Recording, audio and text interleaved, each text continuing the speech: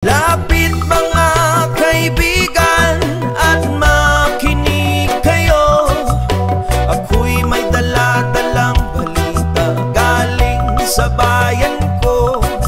Nais kong ipamahagi ang mga kwento at mga pangyayaring nagaganap sa lupang pinangako.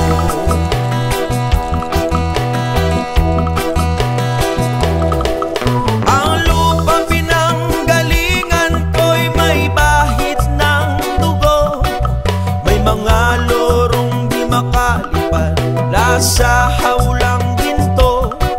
May mga punong walang dahon, mga pusong di makakibo sa mga pangyayaring nagaganap sa lupang pinangako.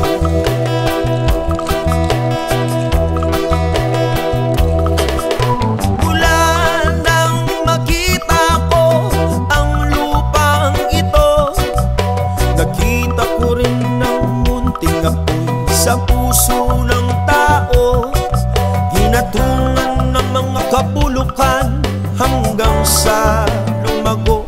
Ngayon ang puso'y may tapo sa lupa